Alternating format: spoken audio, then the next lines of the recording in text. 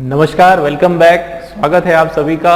दोस्तों, लास्ट के लेक्चर्स में हम लोगों ने पढ़ा था फिलर्स, जो कि हमारा 5 मार्क्स दोस्तों कवर करता है। आज हम लोग फिर से जो है एरर डिटेक्शंस के क्वेश्चंस करने वाले हैं। एरर डिटेक्शन पे मेरा जोर क्यों रहता है? क्योंकि ये एक ऐसी चीज है जिसमें सबसे ज्यादा मिस्टेक होने की चांसेस है। सबसे ज्यादा जो कोई प्रॉब्लम आती है स्टूडेंट को, तो वो एरर डिटेक्शंस के क्वेश्चंस में आती है। दोस्तों, उसका एक कारण ये भी है कि एरर डिटेक्शन के जो क्वेश्चंस हैं वो 100% आपके ग्रामर के ऊपर बेस्ड है। ग्रामर के सभी जो पार्ट ऑफ स्पीच के टॉपिक्स है, नाउन है, pronoun, adjective, adverb, interjections, prepositions, ये जितने भी आपके टॉपिक है सभी इसमें कवर होता है। अब हम जो स्टार्ट करने जा रहे हैं उसमें हम लोग एरर डिटेक्शंस करेंगे बेस्ड ऑन ऑल रूल्स। ठीक है, error detection based on all rules, सभी रूल। देखो, अभी तक जो भी जितने भी रूल्स हम लोगों ने पढ़े हुए हैं, सभी रूल का कहीं ना कहीं आप लोगों का ये रिवीजन वापस से होने वाला है, जो आपको आपका और एक शार्पनेस देगा। आपकी कितनी तैयारी हुई वो हमको पता चलेगी। सबसे बड़ी बात, ये जो सारे क्वेश्चंस हैं ये आपके SBI PO, IBPS और क्लर्क के लेवल के क्वेश्चंस हैं दोस्तों। इसलिए बहुत जरूरी है आप लोगों के लिए ये क्लियर करवाना। बार बार इसको जितनी ज्यादा बार आप करेंगे उतना आप लोगों के लिए अच्छा है। तो चलिए, ये सीरीज में आप लोगों के लिए लेकर आए हम एरर डिटेक्शन का। स्टार्ट करते हैं बिना टाइम वेस्ट करे। फर्स्ट क्वेश्चन है हमारा क्वेश्चन नंबर 1। आप देखो क्वेश्चन नंबर 1, देखो हमारा जो मेथड है वो क्या रहेगा। सबसे पहले मैं एक मोटा हम इसको क्वेश्चन को समझने की कोशिश करेंगे कि इसका सेंस क्या निकल के आ रहा है। शुरू में एकदम शुरुआत में एरर नहीं ढूंढेंगे। सबसे शुरुआत में देखो यही होता है। आप लोगों को भी मैं यही सजेशन करूंगा, जब आप एरर डिटेक्शन के क्वेश्चंस करो तो सबसे पहले आप पूरे उस क्वेश्चन का सेंस निकालो। आप उस जो भी पैराग्राफ या सेंटेंस आपका है उसका एक सेंस निकालो कि क्या है वो और किस सेंस में है। बिजनेस से रिलेटेड क्वेश्चन है या एंटरटेनमेंट से रिलेटेड है या वो क्या है। ठीक है, उसका एक आइडिया लगाओ। उसके बाद आगे एरर की तरफ हम लोग स्ट्रक्चर की तरफ चलेंगे। चलिए, मैं रीड करता हूं। I have been observed the traffic accidents and violent crime have been registered a sharp decline. Therefore, the number of those who die every day should be coming down. देखो फिर से हम इसको पढ़ते हैं। I have been observed, भाई मैंने क्या किया? मैंने ऑब्जर्व किया। क्या ऑब्जर्व किया? The traffic accidents and violent crime have been registered a sharp decline. उसने ऑब्जर्व किया कि जो ट्रैफिक एक्सीडेंट्स है और जो वायलेंट क्राइम, जो हिंसक क्राइम जो वगैरह जो है, उनमें क्या हुआ कि have been registered sharp decline, एकदम नीचे की तो और वो आने लगे। Therefore, इस कारण से द नंबर ऑफ दोज, मतलब जो लोग जो कि मरते थे, dies every day, should be coming down. तो therefore वो नंबर, जो क्वांटिटी, जो लोग जो है लोग हर टाइम जिनकी डेथ होती थी वो क्या होना चाहिए था उस कंडीशन में? नीचे होना चाहिए।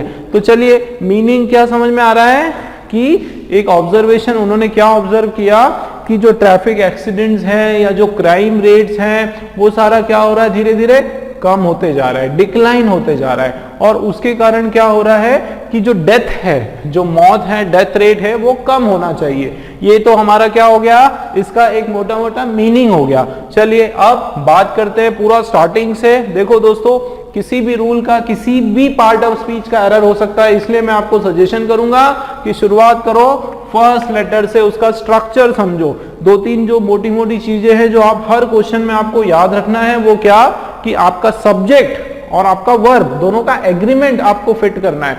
उसका एग्रीमेंट हो रहा है कि नहीं वो देखना है। एग्रीमेंट मतलब वो कागज में लिखा पड़ी वाला एग्रीमेंट नहीं। यहाँ पे एग्रीमेंट का मतलब है सब्जेक्ट सिंगुलर हुआ तो वर्ब भी सिंगुलर होगा, और सब्जेक्ट प्लूरल तो वर्ब भी प्लूरल। बस ये होता है आपका सब्जेक्ट वर्ब एग्रीमेंट। और भी बहुत कुछ है, बट सीधा ये समझो। चलिए, I have been observe the traffic accidents. तो देखो इसमें क्या हो गया कि आई हैव बीन ऑब्जर्व, इसका मीनिंग क्या है कि मैं ऑब्जर्व करता आ रहा हूं, है ना, किया गया या मेरे द्वारा ऑब्जर्व किया गया। देखो दोस्तों यहाँ ये आपका पैसिव का सेंटेंस है। किसका सेंटेंस है? I have been. कभी भी याद रखना, देखो आई हैव बीन आप लोगों ने सुना पढ़ा होगा परफेक्ट कंटिन्यूअस में कि sir have been, has been, उसके बाद वर्ब का थर्ड फॉर्म, ठीक है, आपने सुना होगा, आपने कहा भी होगा कई बार। देखो हैज या हैव प्लस बीन, ठीक, plus been plus V1 ing, ये आपका स्ट्रक्चर है। ये आपका किसका स्ट्रक्चर है? ये आपका है प्रेजेंट परफेक्ट कंटिन्यूअस का। किसका स्ट्रक्चर है? प्रेजेंट परफेक्ट कंटिन्यूअस का। लेकिन दोस्तों ये भी स्ट्रक्चर होता है, लेकिन ये होता है आपका पैसिव वॉइस का। कौन से वॉइस का होता है? ये आपका पैसिव वॉइस का। ये आपका पैसिव वॉइस में जो है क्या होता है? हैव बीन, हैज बीन लगाओ, उसके बाद आपका वर्ब का थर्ड फॉर्म लगा सकते हैं हम लोग, ठीक है। वर्ब का कौन सा फॉर्म लगा दिया हमने? थर्ड फॉर्म लगा दिया। अब आप देखो तो क्या बोल रहे? आई हैव बीन ऑब्जर्व, तो द ट्रैफिक एक्सीडेंट, कि मेरे द्वारा ये ऑब्जर्व किया गया। क्या ऑब्जर्व किया गया उसके द्वारा? ट्रैफिक का जो एक्सीडेंट्स है और जो वायलेंट क्राइम है, ठीक है। देखो traffic accidents and violent crimes, देखो ये क्या होता है? यहाँ पे लगा है एंड, ध्यान देना, यहाँ पे लगा है एंड, ठीक है। ये आपका ट्रैफिक एक्सीडेंट क्या है? प्लूरल सेंस का है, ठीक है। ये किस सेंस का है ट्रैफिक एक्सीडेंट? भाई किस सेंस का है? प्लूरल सेंस का है। तो जाहिर सी बात है जो एंड के बाद अगला जो वर्ड है वो भी किस सेंस में होगा? वो भी आपका प्लूरल सेंस में होगा। तो ये वायलेंट क्राइम के बदले क्या हो जाएगा? Violent crimes. क्या हो जाएगा?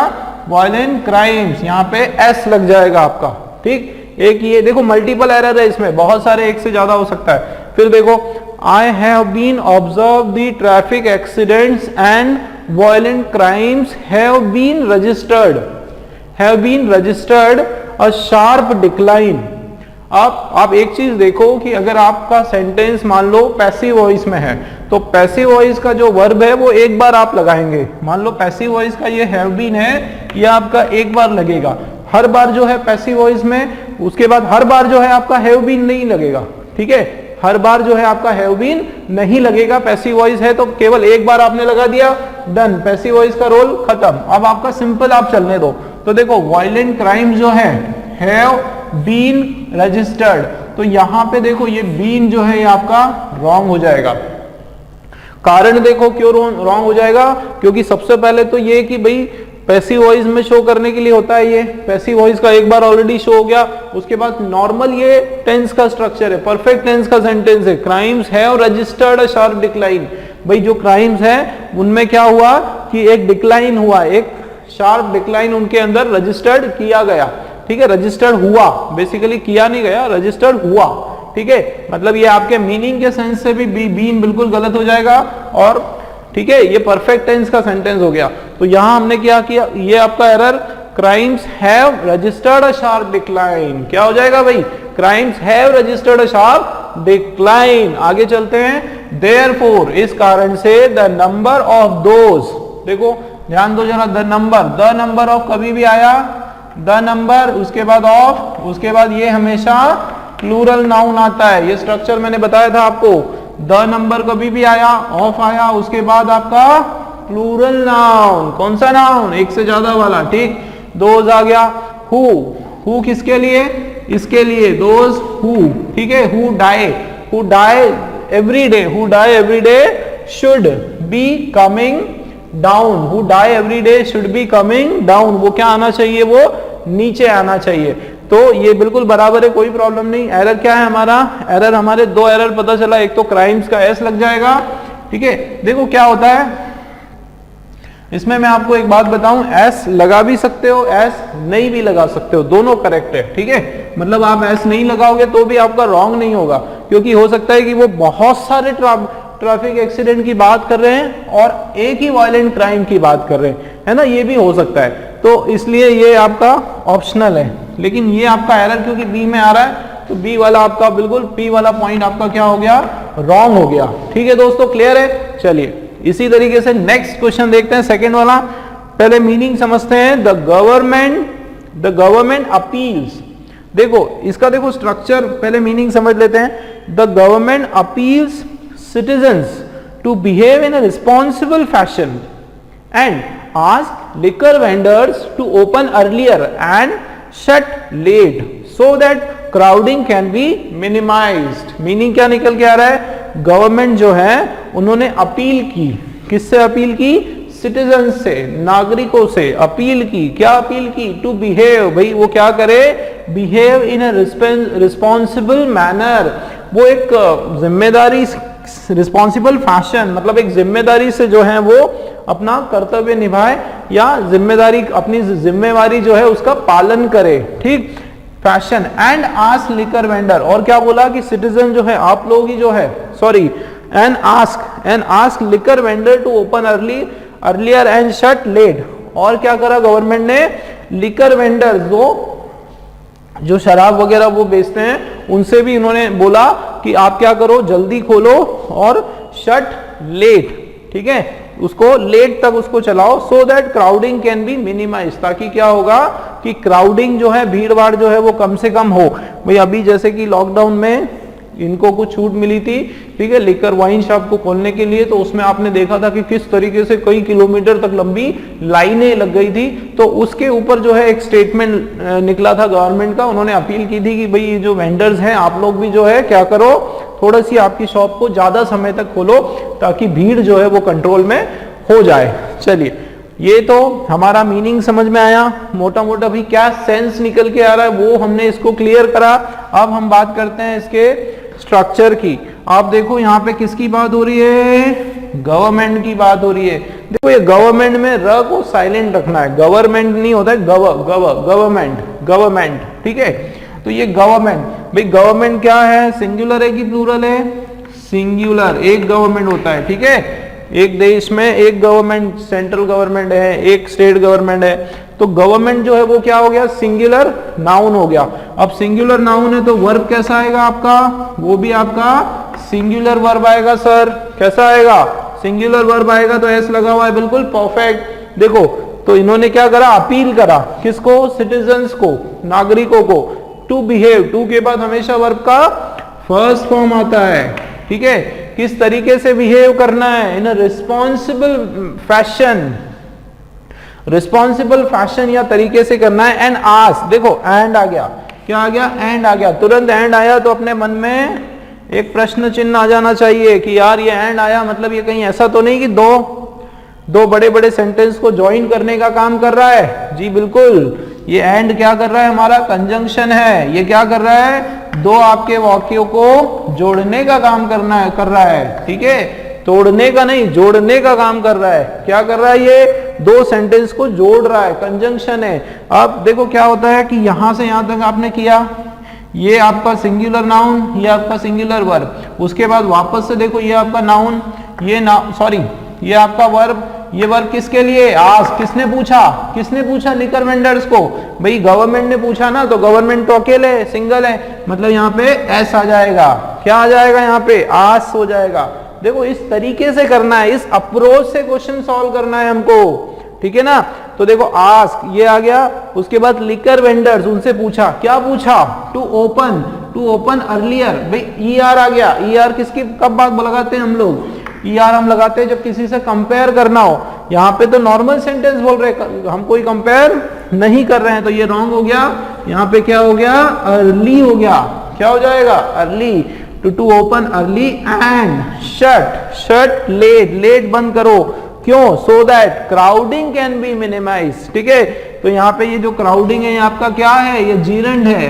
क्या है? जीरेंड है। जीरेंड मतलब ऐसे आईएनजी वाले वर्ब जो आपके एक्शन की तरह काम नहीं कर रहे, बट आपके सब्जेक्ट या फिर आपके ऑब्जेक्ट की तरह काम कर रहे हैं, ठीक है दोस्तों।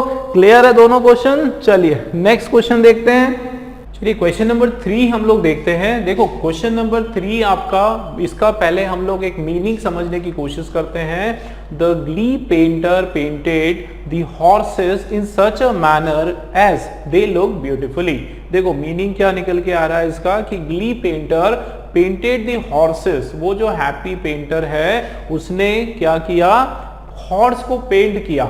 हॉर्सेस को पेंट किया। हॉर्सेस यहाँ पे क्या है, पेंटेड दी हॉर्सेस मतलब the painting of horse, horse की जो पेंटिंग है उसको उसने पेंट किया इन सच अ मैनर, इस तरीके से किया कि दे लुक्ड ब्यूटीफुली, कि वो बहुत ही सुंदर रमणीय अच्छे दिखने लगे। चलिए तो मीनिंग इसका ये आया, लेकिन अब इसका स्ट्रक्चर हम लोग देख लेते हैं। स्ट्रक्चर में देखो क्या हो गया, सबसे पहले द आ गया, देखो द ग्ली पेंटर। दोस्तों एक चीज मैं बताऊं, ये जो ग्ली वर्ड है, ये जो ग्ली वर्ड है ये आपका नाउन है। क्या है ये वर्ड, ये वर्ड आपका नाउन है। और पेंटर जो वर्ड है, पेंटर भी जो है वो भी आपका नाउन है। तो भाई दो दो नाउन एक साथ कैसे होंगे, ठीक है ना। अच्छा दूसरी बात, जो ग्ली है, ग्ली जो होता है, ग्ली का आपका मीनिंग होता है हैप्पीनेस। ग्ली का क्या मीनिंग होता है, हैप्पीनेस, हैप्पीनेस। तो हमको यहाँ पे एडजेक्टिव चाहिए, तो इसका ग्ली का जो एडजेक्टिव होता है वो होता है ग्लीफुल।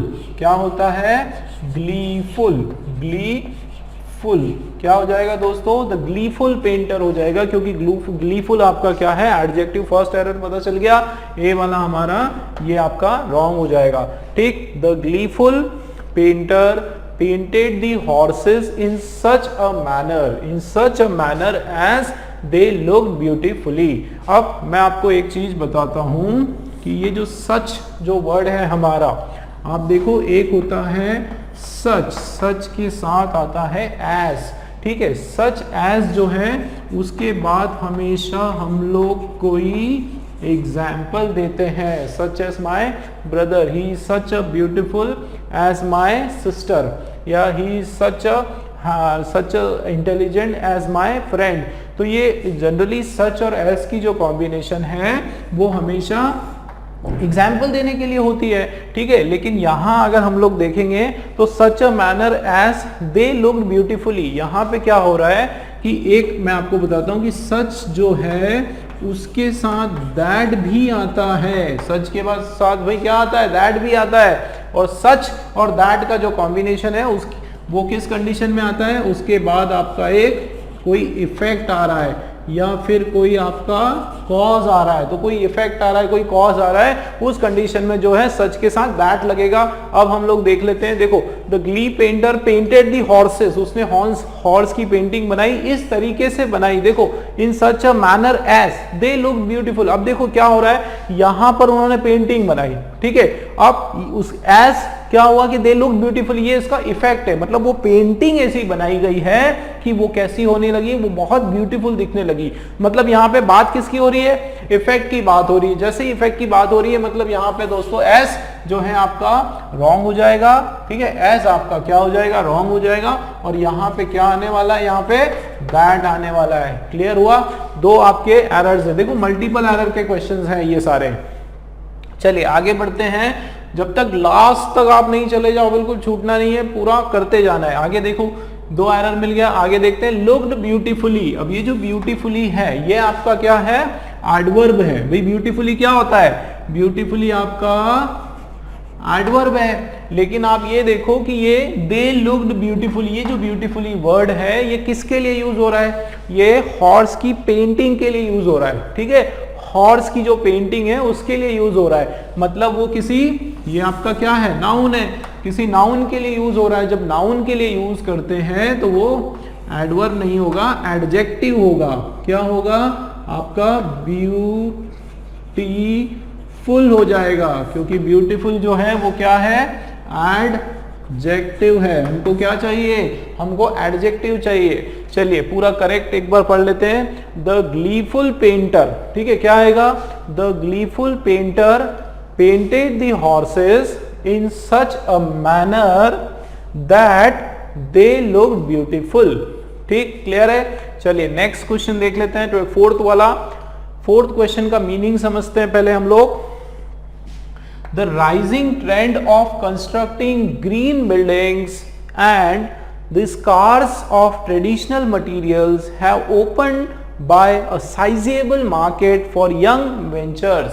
इसका मीनिंग क्या निकल के आ रहा है कि the rising trend of constructing green building, trend मतलब क्या हो रहा है, एक चलन चलता आ रहा है, ठीक है, एक चलन आ रहा है। किस चीज का चलन आ रहा है, किस चीज की एक ट्रेंड हो रहा है, किस चीज का एक प्रक्रिया हो रही है कि कंस्ट्रक्टिंग ग्रीन बिल्डिंग, आजकल ग्रीन बिल्डिंग्स, इको फ्रेंडली जो बिल्डिंग्स है वो बनती आ रही है, और उसके साथ साथ the scars of traditional material, scars का मतलब होता है कमी, ठीक है, तो कमी, किस चीज की कमी, ट्रेडिशनल जो मटेरियल जो पहले बिल्डिंग बनाने में यूज होते थे उसकी कमी के कारण, have opened by a sizeable market for young venture. उसने क्या कर दिया, उसने ओपन कर दिया एक साइजेबल मार्केट बना दिया, किसके लिए, यंग वेंचर्स। यंग वेंचर्स का मतलब होता है जो यंग बिजनेसमैन है उन लोगों के लिए।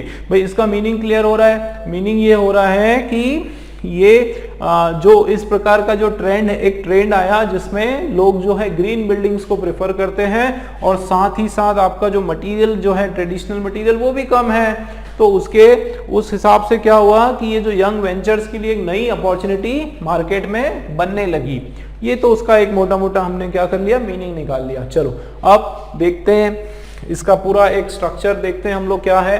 देखो दोस्तों, द राइजिंग ट्रेंड, आपका ये जो है द राइजिंग ट्रेंड, ध्यान देना, ये आपका सिंगुलर नाउन है, ठीक है। राइजिंग ट्रेंड क्या है, आपका सिंगुलर नाउन है, ठीक। उसके बाद ऑफ आ गया, ठीक। अब तो इसको आप बोल दो नाउन वन, ये आपका क्या बन गया, नाउन वन। देखो मैं आपको एक स्ट्रक्चर बताता हूँ, एक रूल बताता हूँ, एक रूल मैं आपको बताता हूँ कि आपका noun one plus of plus noun two, उस कंडीशन में आपका जो वर्ब है वो किसके हिसाब से आएगा, वो आपका आएगा अकॉर्डिंग टू नाउन वन। तो यहां जो स्ट्रक्चर हमारा बन रहा है आप देखो, ये तो आपका क्या बन गया, नाउन वन बन गया, ठीक है। ये आपका ऑफ आ गया, यहां पर क्या आ गया, ऑफ आ गया। बाकी की जो एक्स्ट्रा चीजें हैं, constructing green buildings and the scars of traditional material, ये सारा जो है यहां तक, ये आपका पूरा नाउन टू में आ जाएगा, नाउन फ्रेज में ग्रीन बिल्डिंग्स में आ जाएगा। उसके बाद दोस्तों ध्यान दो कि मटेरियल्स, उसके बाद जैसे ही आपका जो वर्ब आ रहा है वो वर्ब किसके अकॉर्डिंग होगा, देखो वर्ब ये आ गया हमारा, ये वर्ब है, ठीक है ना।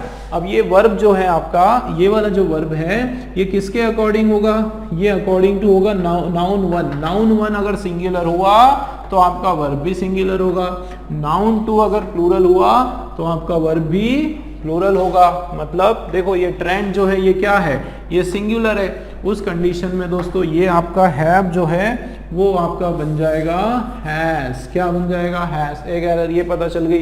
देखो वही मैं बता रहा हूँ, स्ट्रक्चर की एरर देखो, रूल्स जो मैंने बताया बिल्कुल ध्यान दो उस पर, बहुत आसानी से आप पता कर सकते हो, ठीक। एक एरर ये पता चल गई, लेकिन थोड़ा सा आगे चलते हैं, शुरू से देखते हैं।